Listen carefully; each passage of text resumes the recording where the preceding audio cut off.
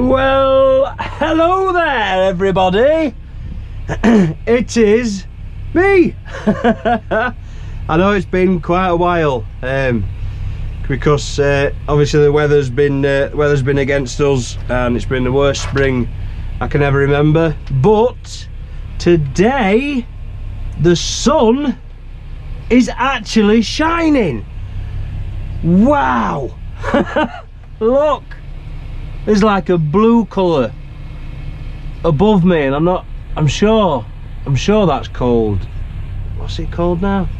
The sky, maybe it's sky, that's it, that's right, it's the sky. Anyway, enough messing about, you silly boy. Right, let's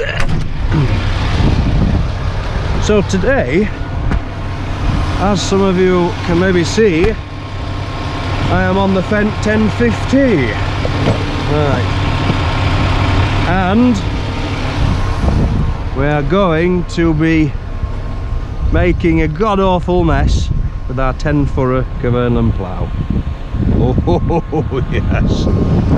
So, right, let's get her on, shall we? Let's get her on. So I had it on the 240, and contrary to popular belief, yes, the 240 does pull it, but we wouldn't have a prayer on strong land. Wouldn't stand a chance. But we're not on strong land, we're on black. I need that. I do need a Cat 4 top link pin. Oh, you've trapped me. Look at that, trapped me glove. Get out. Get in there, my lovely. For the time being. What else? I've only had it on this tractor once. What else do I need? Nothing out of there at the minute. Oh, it takes about 5 minutes to walk around it. Binoculars to see the tractor.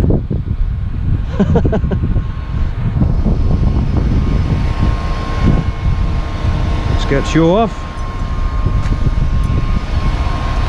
Let's do that.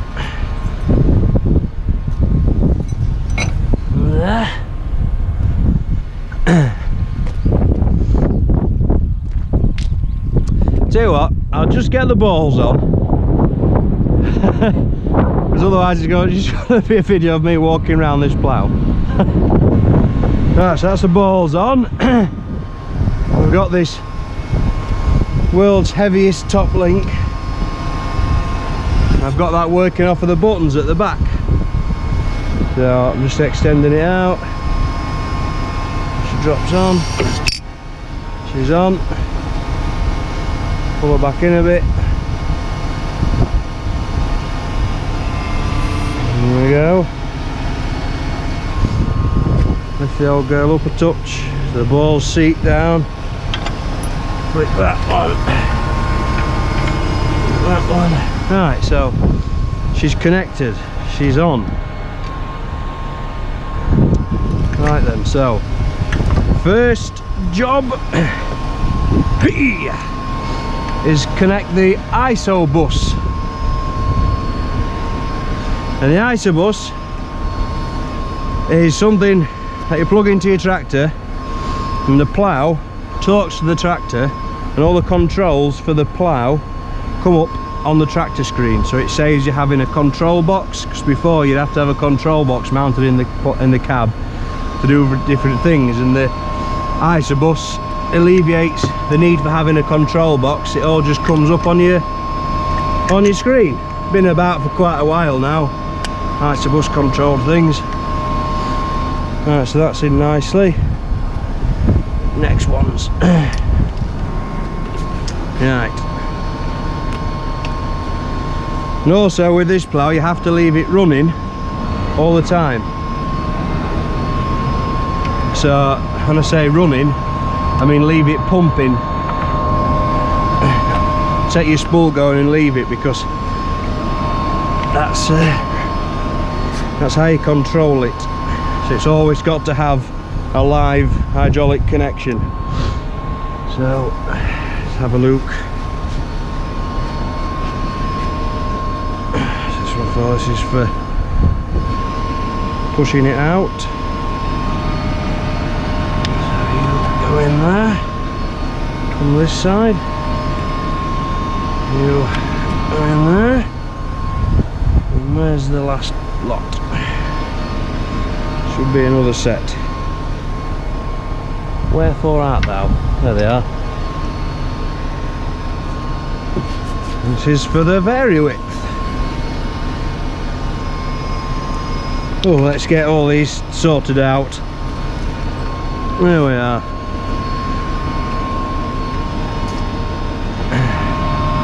Viewing. I like to have my vary width on the blue spool, which means I can use a little joystick in the cab to alter my vary width.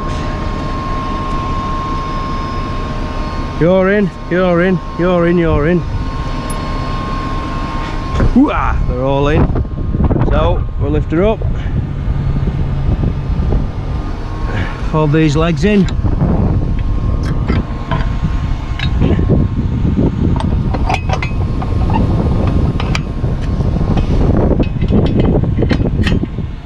Shut this door. We are getting different bodies on this plough. It came with solid boards on, and they don't work very well in our land. They're all being changed to slatted.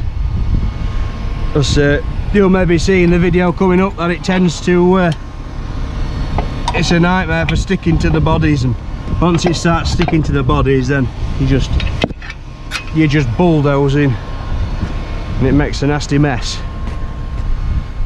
As it, I mean, you can see, look, that's what we don't want. Need to get in some sand or something with a bit of stone in it to clean them up. Once they're cleaned up, it'll stop doing that so much.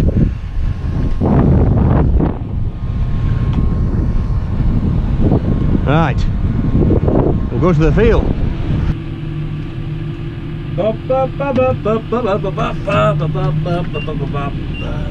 Right, so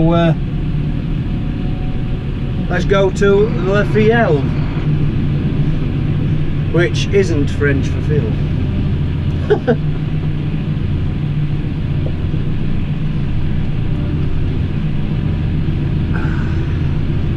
Well, it's great to be doing something finally. Conditions are still pretty atrocious, and we are all still getting stuck, and there is still a lot of water on the land. But this week it seems as though we're going to have a little bit of a break. It seems like the sun's going to come out. The sun will have his hat on and his sunglasses and be chilling out up in the sky, making everybody happy. That's what we want. That is what we want. What I've wanted since Christmas.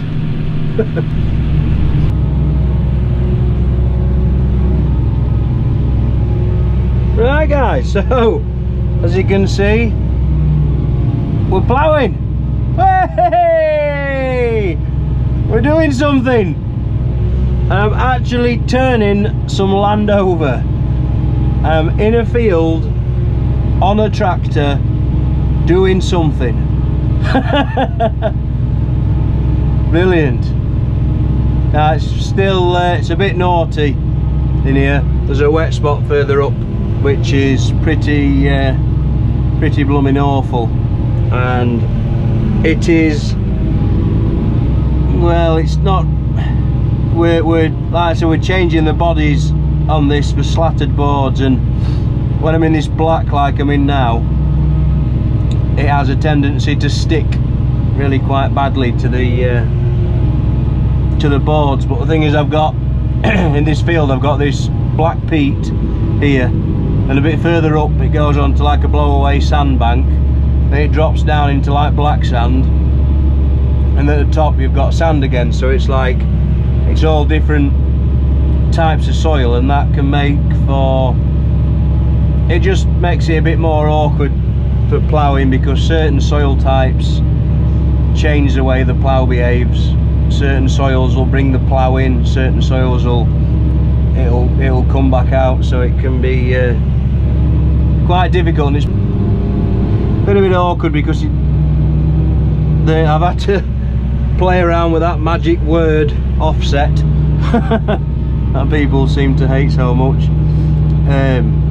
trying to get the plough to match, and it's been a bit of a head scratcher, it has. So the sort of theory was, when I first came in, so I timed them at 16-inch furrows, so I timed 16 by 11, which gave me 4.47 meters, I think. Yeah, I think that's what it was. And basically, one way it was too wide, and the other way it was too narrow, about a furrow's width. So I put a 20 centimeter offset in it. Now I'm 16-inch furrows, and in metric that's 41 centimeters, or 20 centimeters is half that. So I thought, if we're going to half it with being, you know, one furrow wide one way and one furrow short the other, and it's sort of worked. I've got like a happy medium with it now. I'll still keep having to adjust it, nudge it when I change from different soil types, but it's there, like, it's there.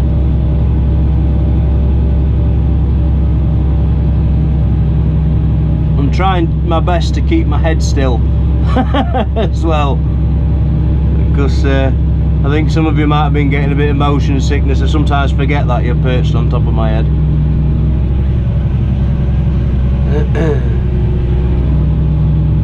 So with this plough, what I was going on about with the Isobus screen, let me just make sure you can see. So on here, if I just make it bigger, all the controls for the plough are on this screen now, on the computer in the tractor. So instead of having a great big control box at the side mounted on brackets, you use it off of here. Now I've got ATS on at the minute, I'll turn that off. So all these different functions on here, so you can turn the plough over, lift the wheels up, lift your rear plough in and out, turn your front plough over, because you turn your front plough and your rear plough on this separately, don't do it together. So you can do it all manually, so you press these buttons and it does what you want it to do. Or you can have ATS. And ATS is automatic, I think it stands for automatic turnover system. So basically there's a little play button there, and when I get to the end I lift my linkage up, and then I press the play button, and the play button will lift the wheels up that you can see in the middle, and then after it's done that, it'll lift the plough up at the back. And if you get it right and get your speed right, you can actually, hang on, we're in a bit of a wet hole here,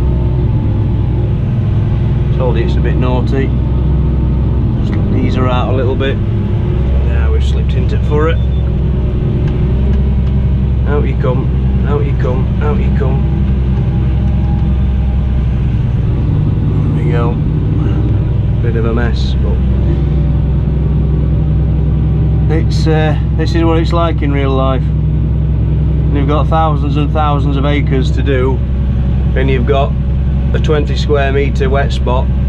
You can't not do it. You can't not do the field because you've only got a small wet spot. So that bit there's a mess, but we'll and it will, with us being organic, it will plague us now, that spot, for the rest of the year with rubbish. But this is a 60-acre field, and the fact that that's a 20 metre square wet spot, it really isn't worth not doing the field just for that small patch. So where was I? Yes, the turnover. So when we get to the end here, I'll just show you. I'll show you how I'll go on.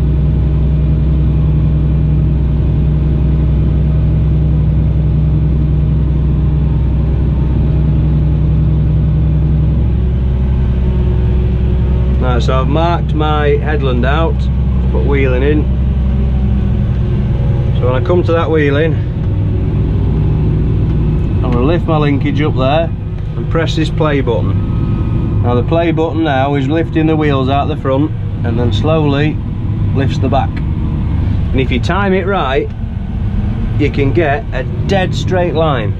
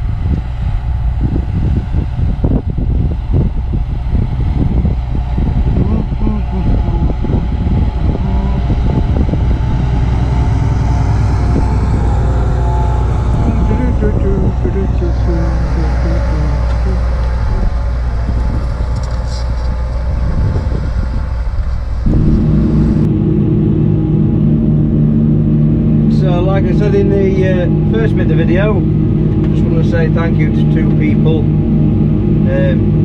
So number one is Pete from Tanvic Tyres. I got a lovely parcel in the post which was full of Michelin and Kelber and all sorts of goodies, and also this lovely travel mug, which is brilliant. So thank you, Pete. I really do appreciate that. It's brilliant. Yeah, that's Pete from Tanvic Tyres. So you've seen Tanvic a little bit. George did a video with them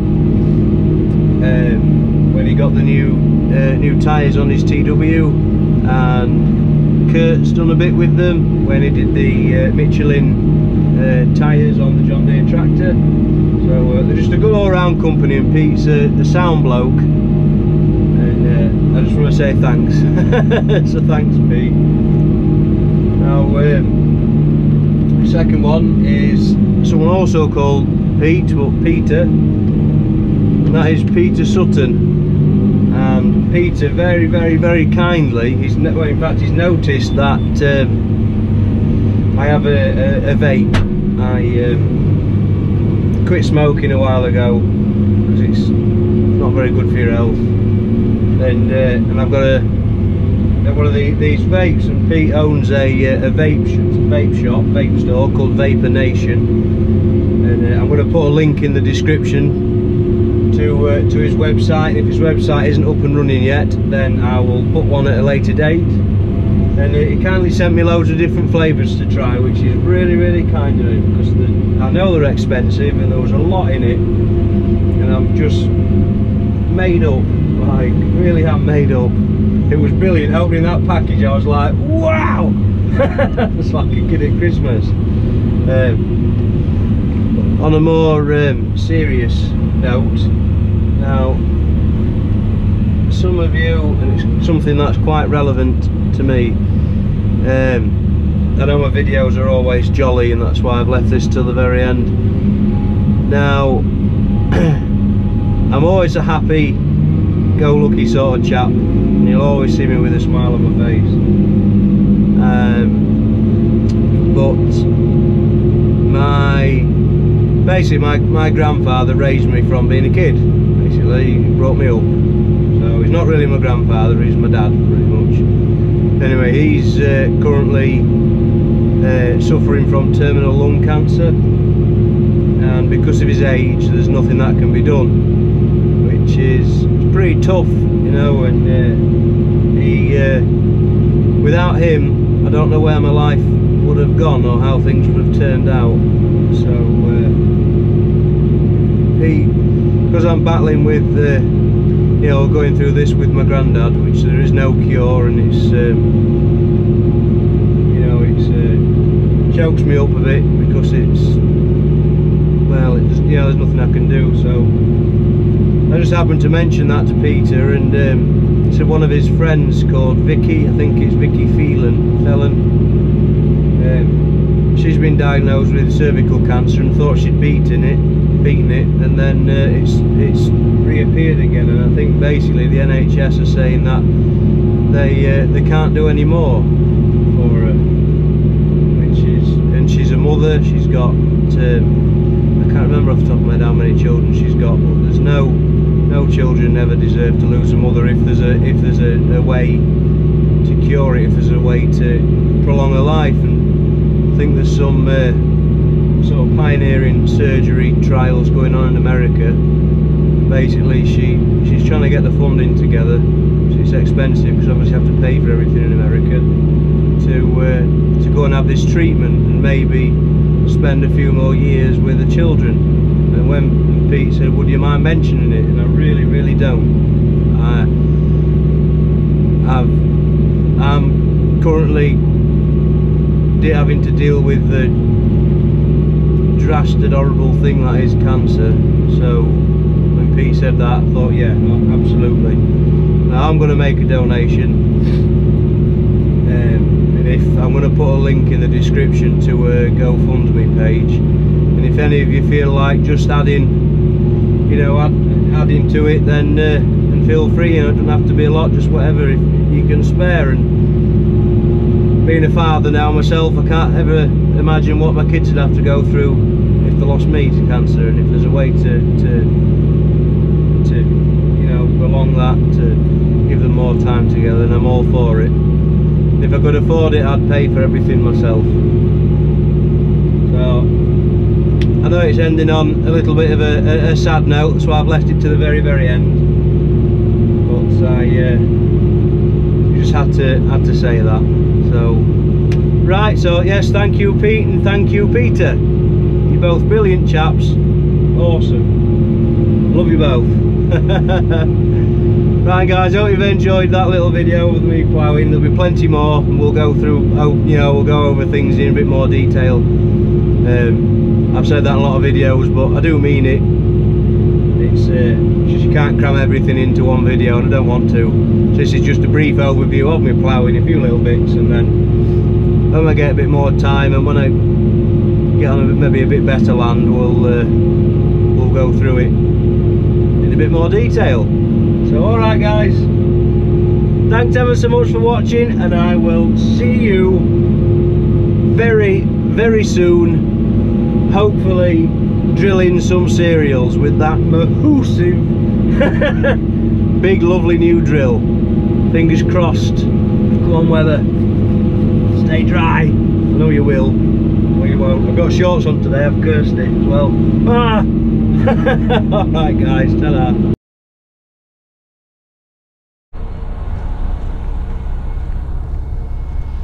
Blooming awful, stupid, sodding land wheel. You've got one job. You go that way, and then you go that way. Bloody thing. Thank you, that's much appreciated. Bloody thing. Don't get that on Farming Simulator.